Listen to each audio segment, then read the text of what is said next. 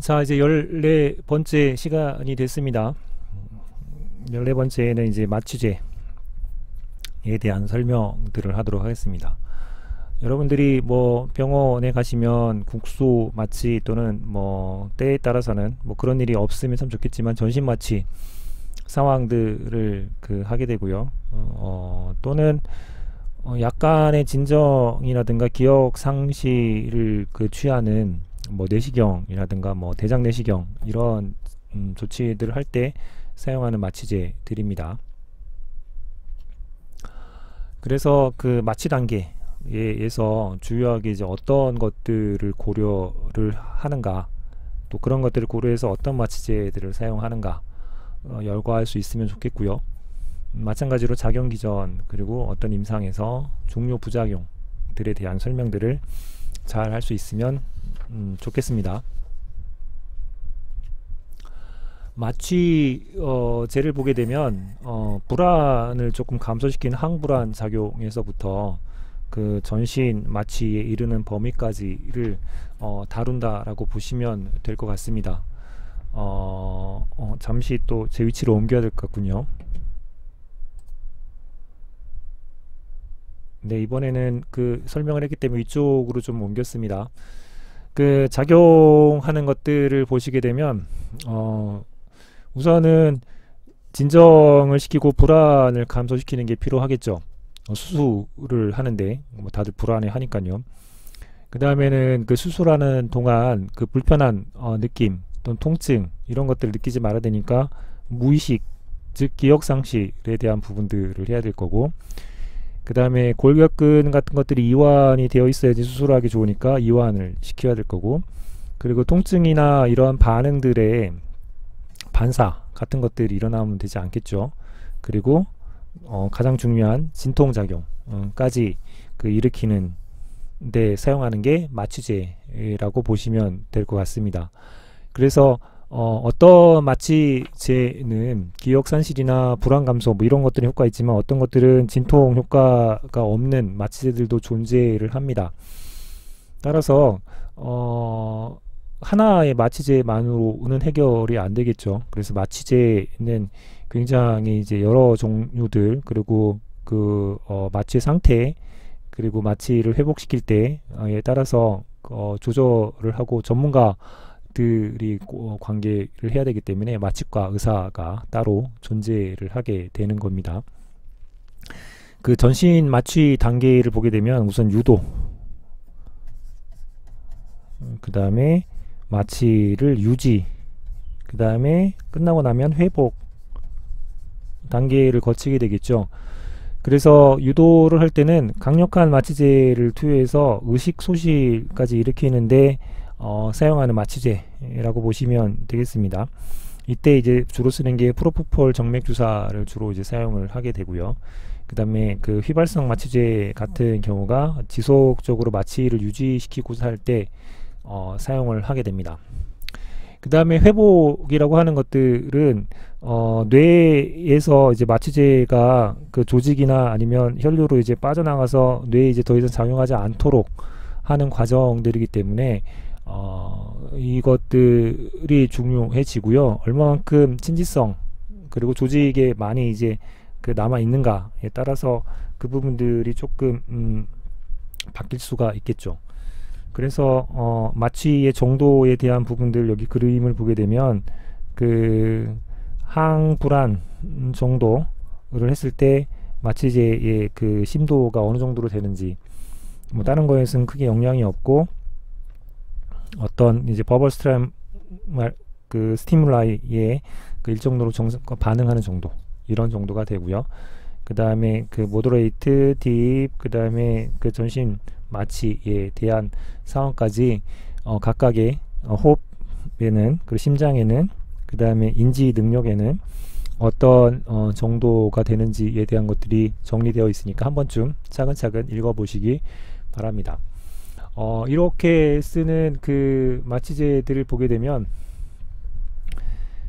마취 수술 준비하기 때 쓰는 것들, 그 다음에 에너제식에 쓰는 것들, 전신 마취에 쓰는 것들, 그 다음에 국소 마취에 사용하는 것들, 대한 것들이 있기 때문에 차근차근 이야기하도록 하겠습니다. 자, 첫 번째를 하기 전에 또 위치를 한번 옮겨 보겠습니다. 자, 요 위치가 그 제엔더와 상황에서 가장 좋은 위치 같고요. 이쪽 편에서 가려진 게 있으면 제가 몸을 좀 움직이서라도 보이게 할 테니까 이해하시고 봐주시면 될 것 같습니다. 자, 흡입 마취. 쟤는 주로 이제 이런 상태로 흡입 마취를 시키게 되죠. 그래서 폐에 들어가서 작용을 해서 다시 이제 뇌 쪽으로 올라가서 작용하는 방식으로 되어 있습니다. 주로 이제 마취 상태를 유지하기 위해서 사용을 합니다. 그 치료 지수가 매우 이제 좁기 때문에 그 전문가 마취과 의사의 이제 관찰 그리고 수술 과정 동안에 이제 옆에 지켜보면서 바이탈 사인 같은 것들을 확인하면서 이것들을 조절을 하게 되어 있죠. 안 그러면 이제 위험한 상황에 이제 처할 수 있게 됩니다. 그 효력은 그 50% 환자에서 운동을 제거하는데 그 필요한 흡입 마취제 농도로 보시면 되는데요. 이쪽에 이제 그 MAC라고 이제 표현이 되어 있는데 그 미니멀 알베올라 콘센트레이션이요, 최소 페퍼 농도요. 이것들을 그 여러 그 흡입 마취제에 대한 비교를 해보게 되면 이 녀석들이 적은 양으로도 그 50% 환자한테 운동을 제거하는 효과들이 있기 때문에 좀 강력하죠. 뭐 상대적인 지표들을 볼 수 있어서 어떤 상태로 사용될 수 있는가 라는 것들을 보시면 될 것 같습니다. 작용 기전을 그 살펴보게 되면 그 여러 분자적 기전이 여기에 이제 기여를 하고 있어서 딱히 이 녀석 때문이다 라고 할 수는 없지만 살펴보게 되면 그 가바 수용체하고 관계 있습니다. 이거는 이제 억제와 관련된 수용체죠. 그래서 이 가바가 붙으면 클로라이드가 안쪽으로 들어와서 과분극을 시키는 데 관여를 하게 되는데, 이 흡입 마취제들이 존재를 하게 되면 이 강도를 조금 더 강화시켜서 마취 효과들, 즉 신경 전달 억제 효과들을 강화시키는 일들을 해가지고 이런 일이 벌어진다라고 생각을 하시면 될 것 같습니다. 그 각각의 사용하는 것들을 보게 되면 이소플로란, 데스플로란, 세보플로란, 이소플로란, 데스플로란, 세오플로란 등이 있고요.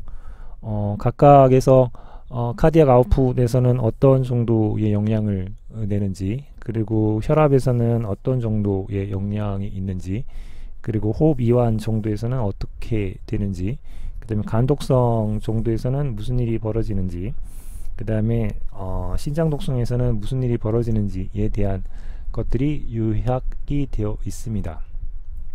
그래서 이쪽에 신장 독성이 좀 생기게 되고요. 그리고 호흡 반응에서 초기에는 스티뮬레이션이 됐다가 이 녀석은 이니비션 하는 측면들을 보게 되고, 나머지들은 좀 대동소이하다는 것들을 볼 수 있게 됩니다. 대신 이소프로란 같은 경우가 혈액 용해도가 높아서 그 뇌에 일정한 양이 도달할 동안 시간이 길게 필요하게 됩니다. 그리고 그렇게 도달하고 난 뒤에는 작용하는데 조금 긴 시간 동안 작용을 하는 측면들이 있어서 짧은 수술 조작에는 이상적이지 않고 장시간 수술의 선택을 하게 되죠. 그래서 블러드 가스 그 평형 지수를 보게 되면 이소프로란이 굉장히 높은 형태로 되어 있다라는 것을 알 수 있습니다. 그 다음에 그 데스플로란 같은 경우는 그 상대적으로 낮은 혈액 용해도를 갖고 있습니다. 이소프로란하고 비교를 해보면 잘 알 수 있게 되죠. 그래서 신속하게 발현하고 회복하는데 좋고요. 따라서 짧은 수술을 할 때 인기가 있는 약물이 되겠습니다. 그리고 세보플로란 같은 경우는 자극성이 낮아서 기도 자극이 좀 없다라고 하는 장점들을 갖고 있습니다. 그래서 이런 장점들을 사용할 수 있게 되죠. 부작용 파트를 잠깐 보실까요? 네, 이쪽이 이제 부작용 파트인데요. 부작용이요. 안 보이는 글자는 부작용입니다. 드물게 이제 악성 고열 같은 것들을 유발할 수 있게 됩니다. 이렇게 이제 그 수술 중에 이제 고열 같은 것들이 유발을 할 수 있게 되면 그 탄토롤린이라고 하는 근육세포의 이제 칼슘 유리를 차단해서 열 생산을 이제 감소시키는 방법으로 그것들을 좀 조정할 수 있다라는 것을 생각해 볼 수 있게 됩니다.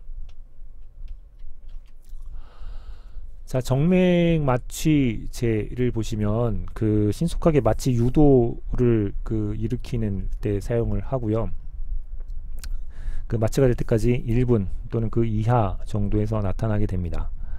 그 유도를 보게 되면 혈액이에서 뇌로 가는 거라고 보시면 되죠. 그래서 마취제를 쓰게 되면 여기 그 티오펜탈이라고 하는 마취제들을 썼을 때 어떻게 되는지 보시게 되면 혈액으로 우선은 갔다가 이 혈액에서 급속도로 브레인으로 이동을 하고요. 이때 이제 마취 작용을 하게 되죠. 그러다가 이 녀석이 이제 조직으로 빠져나가게 되면 또는 마지막에 또 이제 아디포 티슈 조직으로 빠져나가게 되면 브레인에서의 이제 농도가 떨어져서 마취가 이제 중단이 되는, 마취가 이제 에서 깨어나는 그런 정도의 상황으로 일어난다고 보시면 됩니다.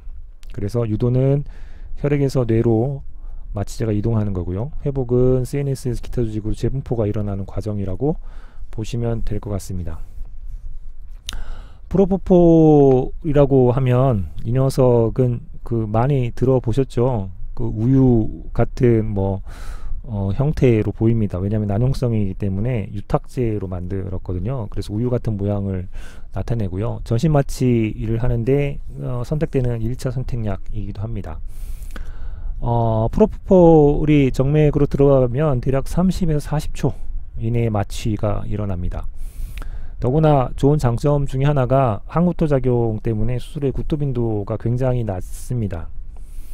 그래서 전신마취 유도할 때 1차 선택약으로 사용을 합니다.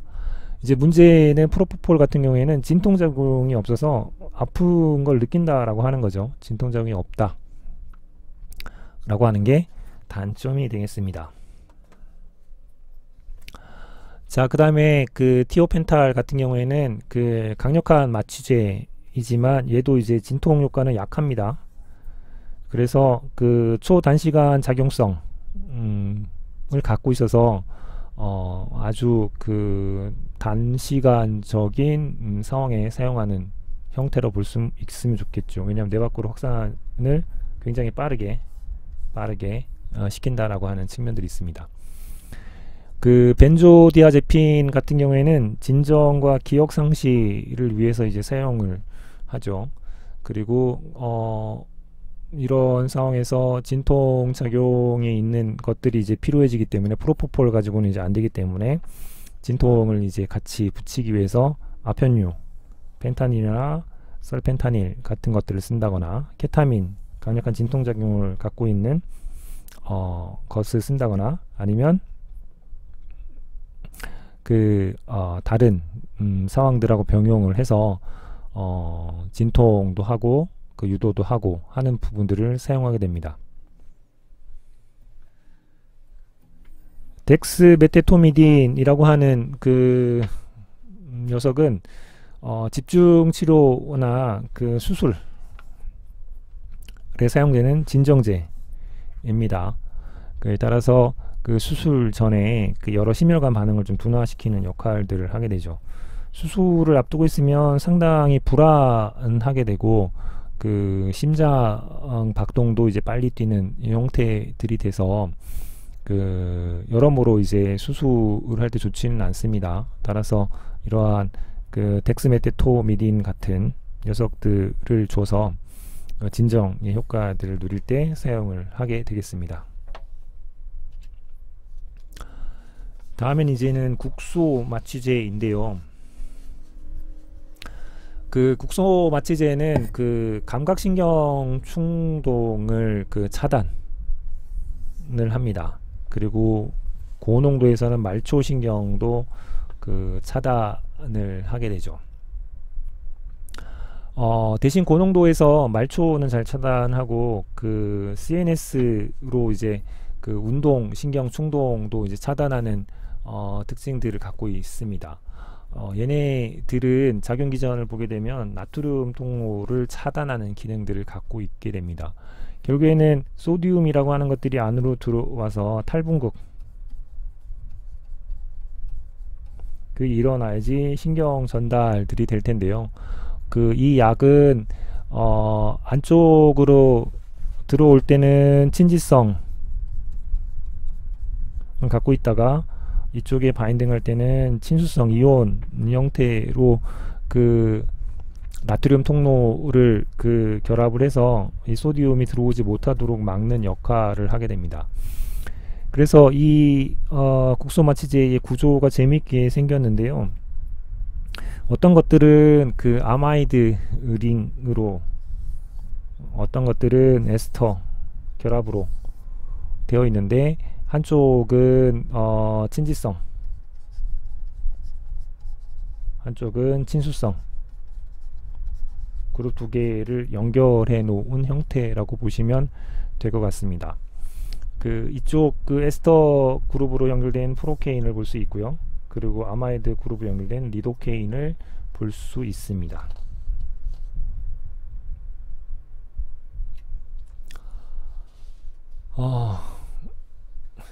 볼까요? 이번에는 저쪽으로 옮기는 게 조금 더 자, 이제 국소 마취제는 혈관 확장을 유발을 해서 작용 시간이 조금 단축된다라고 하는 측면들이 있습니다. 확산이 빨리 되기 때문에요. 따라서 국소 마취제가 조금 작용 시간을 길게 하기 위해서는 혈관 수축제인 에피네프린을 추가해서 쓰기도 합니다. 그 다음에 이 그 국소 마취제들을 보게 되면 그 리도케인을 한번 보시죠. 포텐시, 그 다음에 작용하는 데까지 걸리는 시간이 굉장히 빠르고요. 그리고 작용하는 기간이 뭐 인터미디에이트 정도 돼서 치과의 리도케인이 국소 마취제로 그 많이 사용되는 형태라고 볼 수 있습니다. 프로케인 같은 경우를 한번 보시면 포텐시 비슷하지만 작용 시간도 리도케인이 비슷하지만 작용하는 시간, 기간이 리도케인보다는 좀 짧죠. 이런 특징들을 이용을 해서 치과에는 또는 국소 마취 상황에서는 어떤 것들을 언제 어떻게 쓰는가에 대한 생각들을 조금 하시면 좋겠고요. 여기 이제 에스터 결합으로 되어 있는 종류들이 좀 나열되어 있고, 프로케인 에스터 결합으로 되어 있다고 아까 말씀드렸죠. 그 다음에 아마이드 결합으로 되어 있는 종류들이 쭉 있고, 얘네들이 이제 어떻게 되는지 나와 있습니다. 대사는 콜린에스터레이즈에서 빠르게 된다. 그리고 얘는 조금 늦게 되는 녀석이다. 그 다음에 전신 독성 같은 경우에는 얘가 조금 더 심하다. 그리고 그 알레르기 유발하는 경우에는 얘네들이 조금 알레르기 유발 가능성들이 있다. 그리고 이 솔루션 상황에서 안전성 측면에서는 얘네들이 조금 더 안정하다. 그리고 반응하는데 그 걸리는 것들을 보게 되면 좀 천천히, 일반적으로 천천히 일어나지만 얘네들은 굉장히 좀 빠른 편이다. 뭐 또는 그 pKa를 보게 되면 얘네들은 그 생리적인 pH에서 조금 가깝게 작용한 녀석들이다 라는 이런 특징들이 있습니다. 따라서 이런 그 약동학적인 상황들을 조금 이해를 하셔가지고 마취제, 국소 마취도 선택하는데 적용한다 라고 보시면 되겠죠. 마취 그 보조제를 보시게 되면 우선 위장관을 조절해야죠. 산도도 감소해야 되고, 위장운동 촉진제에 대한 부분들도 조절을 해야 되는 측면들이 발생을 하게 됩니다. 그래서 그 위산에 대한 부분들을 억제를 하게 되는 부분들이 있고요. 그리고 그 알레르기 반응도 억제를 해야 되는 부분들이 생기게 되죠. 그리고 수술을 하고 나면 구역하고 구토를 발생할 수 있기 때문에 그 구역하고 구토에 대한 부분도 억제하기 위해서 미리 예방적으로 처방을 해야 되고요. 그 다음에 수술을 앞두면 불안을 하게 되겠죠. 그래서 불안을 조절할 수 있는 형태에 대한 것도 처방을 해야 되고, 그 다음에 그 진통작용을 보여야 되기 때문에 여러 그 마약성 진통제라든가 뭐 여러가지 다른 형태에 대한 것도 마취 보조제로 사용을 하게 됩니다. 이와 같이 그 유도 마취제, 유지할 때 쓰는 마취제, 그리고 회복할 때 마취의 농도에 대한 조절, 그리고 마취 전후로 이런 보조제들이 굉장히 많이 다양하게 그 사용되기 때문에 그 마취과 의사의 전문적인 케어 없이 쉽게 마취제를 사용할 수 없게 되는 상황이라고 보시면 될 것 같습니다. 자, 이렇게 그 마취제가 이제 어떤 일들을 하고 있는지 전체적인 개요적인 상황에서 쭉 말씀을 드렸습니다. 그러면 연습 문제를 한번 좀 생각해 보면서 또 정리를 해 보도록 할게요. 자, 수술을 하면 심한 구역하고 구토 이런 병력이 있는 환자라고 합니다. 그 성형 수술을 이제 앞두고 입원을 했는데 마취를 해야 되잖아요. 근데 이전에 수술할 때 구역 구토가 심했습니다. 라는 이제 환자가 의사분한테 이야기를 했겠죠. 자, 이런 경우에 최상의 선택약들은 이제 뭐가 될 건지 그 선택을 해보라고 하는 거죠. 그러면 마취제들 중에서 항구토 작용이 있어서 선호하게 되는 마취제가 하나 있었죠. 그것들은 과연 이제 어떤 거가 있는지 그 생각해 보게 되면 좋겠고요. 그리고 그 외의 녀석들은 과연 구역 구토하고 전혀 무관한 건지 아니면 연관성이 어느 정도 있는 건지 고려를 하면서 한 번쯤 보시면 좋겠습니다. 그랬을 때 이 프로포폴 같은 경우에는 정맥용 마취제라고 소개를 드렸고, 이소프로란하고 그 셀로프로란 같은 경우에는 흡입 마취제 유지할 때 주로 쓴다라고 말씀을 우선 전체적으로 드렸고, 그리고 에노 같은 경우에는 그 굉장히 고용량을 그 써서 마취할 수 있는 상황이긴 하지만 이 나르소 옥사이트라고 하는 것들은 수술 상황에서 다른 것보다 이제 좀 더 손에 사용하고 있지는 않습니다. 그랬을 때 마취제들 중에서 항구토 작용 뭐 이런 것들은 어디에 있는지, 뭐 그렇다고 해가지고 항구토 작용이 없다고 해서 그 녀석만 쓰면 된다 이런 부분들은 아니죠. 왜냐하면 그 진정이라고 하는 게 필요하고요. 그 다음에 진통